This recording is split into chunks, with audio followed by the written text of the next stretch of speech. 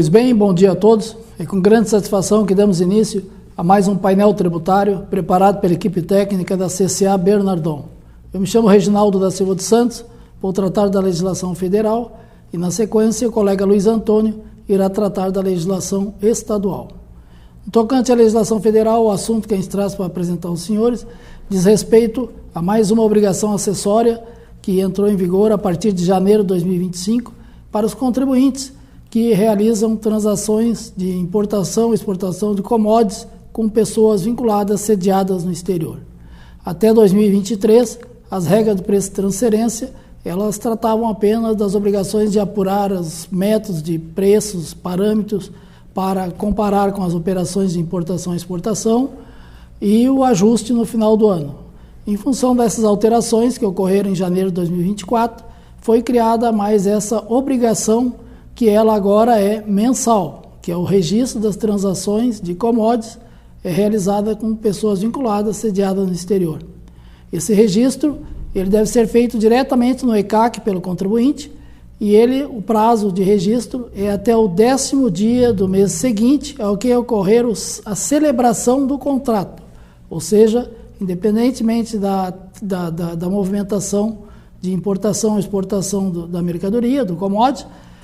basta, havendo a celebração do contrato, os contribuintes têm até o 10º dia do mês seguinte para fazer o registro desse contrato lá no ECAC, onde vão ser prestadas todas as informações do contrato, né? Os dados do contrato, os dados dos participantes do contrato, commodity, detalhes da transação, preços e outras informações que estão lá sendo exigidas. E por se tratar de uma obrigação acessória, como todas as demais,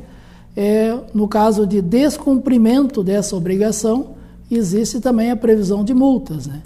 Então, o contribuinte que deixar de prestar as informações, eles vão ficar sujeitos à multa. Existe a multa de equivalente a 0,2% por mês, calendário ou fração, sobre o valor da receita bruta do contribuinte do período em que se refere a obrigação, na hipótese de falta de apresentação tempestiva, ou seja, havendo atraso na entrega, na prestação dessas informações, a multa já tem uma multa de 2,10% sobre a receita bruta do período. E também, no caso, se havendo a entrega com a apresentação que não atende a entrega no prazo, mas não atendendo as especificações dos registros, essa multa é 3% sobre o valor da receita bruta do contribuinte do período a que se refere à obrigação. Existe também um limitador, multas que uma multa mínima de R$20 mil e uma multa máxima de R$5 milhões. Essa obrigação, como eu disse, ela está para os contratos, para as operações contratos celebrados a partir de janeiro de 2025. Como eu disse antes, o prazo é até o 10º dia do mês seguinte da celebração do contrato. Então, as operações de janeiro, as transações de janeiro, o prazo já é no dia 10 até o 10º dia do mês de fevereiro. E com relação àqueles contratos que foram celebrados anteriormente a janeiro de 25 e que as operações vão ser consumadas a partir de janeiro de 25, esse registro também é obrigatório desses contratos. Então, os contribuintes fazendo a transação, eles vão ter que fazer o registro desses contratos também. A previsão de retificação, certo, sem multa, e, no caso, as informações dos contratos anteriores a janeiro de 25, uma vez registrados, o prazo para retificação seria 10 dias apenas. Então, com relação à legislação federal, o recado que a gente gostaria de transmitir aos senhores seria este. Fiquem agora na sequência com o colega Luiz Antônio nas informações da área estadual. Um abraço a todos e nos encontramos no próximo painel tributário. Até lá.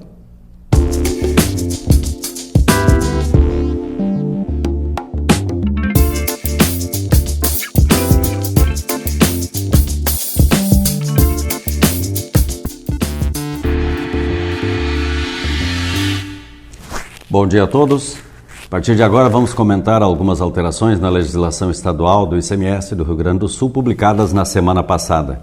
Iniciaremos pela prorrogação para 1º de janeiro de 2026 das regras de não aplicação do diferimento total e parcial do ICMS para os contribuintes que não optarem pela tributação do ICMS nas transferências de mercadorias. A circular CCA, publicada no dia 10 de janeiro de 2025, a qual nós enviamos para os nossos clientes nesta data, informando as determinações impostas pelo Decreto 57.921 de 2024, trouxe muitas mudanças importantes no ICMS, impactando as transferências de mercadorias entre estabelecimento do mesmo titular e as operações internas amparadas pelo diferimento total e parcial do ICMS. De acordo com o referido decreto, a partir de abril de 2025, o diferimento total ou parcial do ICMS não seria aplicado para contribuintes da categoria geral com mais de um estabelecimento no território nacional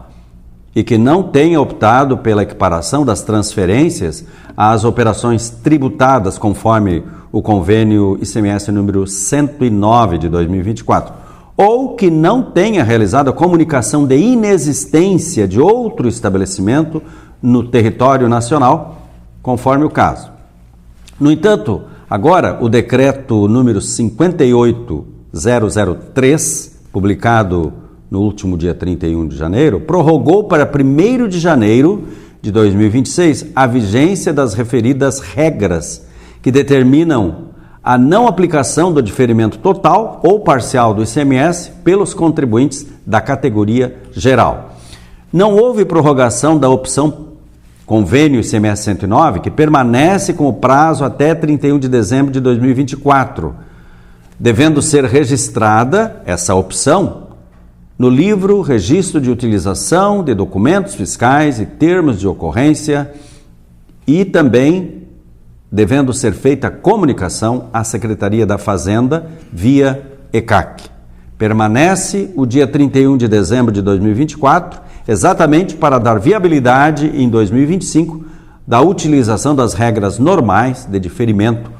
do ICMS nas transferências entre estabelecimentos da mesma empresa e também até mesmo diferimento parcial que se recebe nas compras.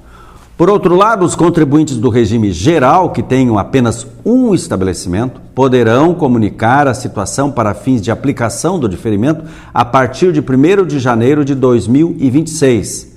nos termos do regulamento do ICMS. E essa comunicação, até o presente momento, não foi regulamentada, nem disponibilizada no ECAC da Secretaria da Fazenda do Estado do Rio Grande do Sul. Com isso, foi estendido o prazo até 31 de dezembro de 2024 para os contribuintes se adequarem às novas exigências e manterem o correto enquadramento fiscal das operações realizadas no território gaúcho, ao abrigo do diferimento total ou parcial do ICMS. Outro assunto importante é uma notícia publicada no site da Secretaria da Fazenda no dia 30 de janeiro, dando conta que a partir desta data, ou seja, no dia 3 de fevereiro, a segunda-feira,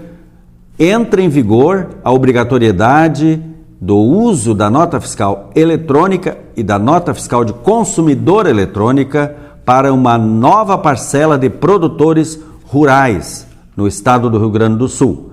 A medida que altera o processo de documentação fiscal nas operações internas do setor agropecuário abrange cerca de 50 mil profissionais que nos anos de 2023 ou 2024 obtiveram receita bruta superior a R$ 360 mil com a atividade rural. Para auxiliar no processo, a mesma notícia informa que a Secretaria da Fazenda, por meio da Receita Estadual, publicou nesta semana uma lista com os números das inscrições estaduais dos contribuintes que precisarão se adaptar a esta regra. Para conferir, basta clicar na central de conteúdo de portal eletrônico da Receita Estadual, ou seja, acessar esse link na Receita Estadual e buscar pela aba Produtor Rural. A partir da data indicada, esses produtores deverão substituir o modelo 4 da nota fiscal de produtor, também conhecido como talão de produtor, pela versão eletrônica. Aqueles que ainda possuírem o talão impresso poderão utilizá-lo até 30 de junho de 2025, sendo o uso vedado a partir de 1º de julho de 2025. A exigência foi estabelecida após aprovação do CONFAS e publicado no Diário Oficial do Estado no dia 27 de dezembro de 2024.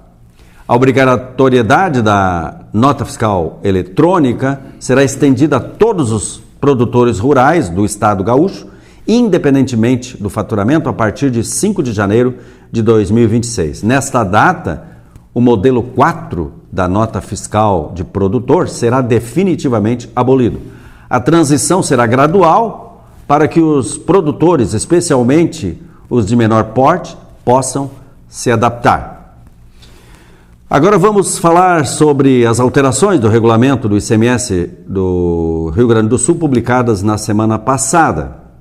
Foram publicados 7 decretos tratando do regime aduaneiro de drawback, quanto à dispensa de recolhimento do ICMS submissão tributária em relação às operações com nafta não petroquímica, do crédito presumido por microcervejaria e fabricante de embalagens plásticas, a suspensão da inscrição estadual do ICMS por não atender aos requisitos para recadastramento ou atualização de dados, a prorrogação para 1º de janeiro de 2026 da inaplicabilidade do diferimento, conforme mencionamos na referida circular enviada aos nossos clientes no dia 31 de janeiro de 2025, e revogadas as condições para o diferimento na importação de carbono de sódio. Por último,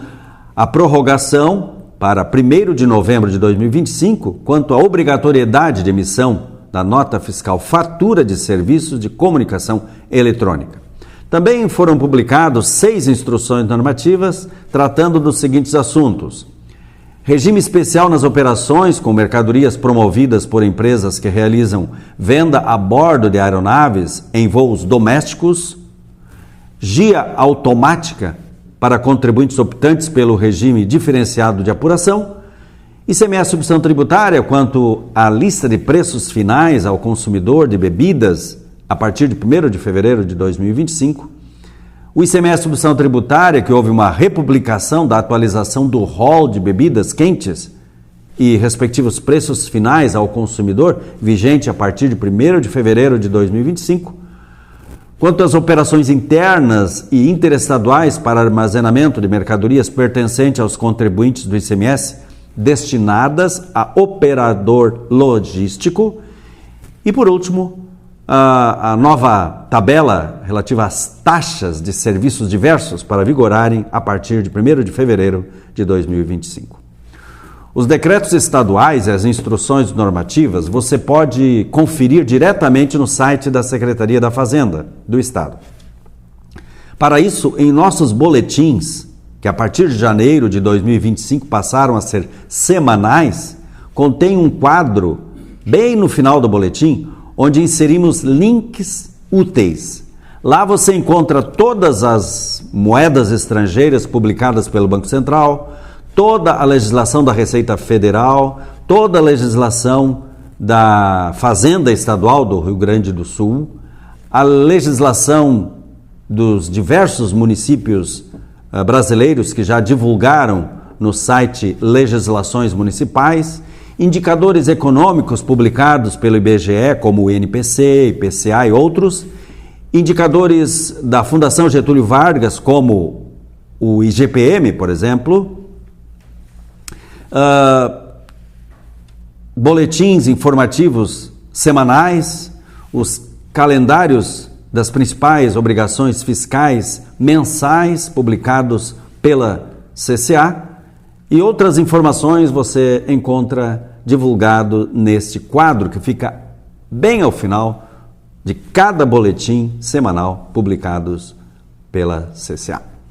Então eram essas informações da área fiscal quanto às legislações do Estado do Rio Grande do Sul que gostaríamos de transmitir aos senhores. Tenham um bom dia, uma ótima semana e até o próximo painel tributário da CCA.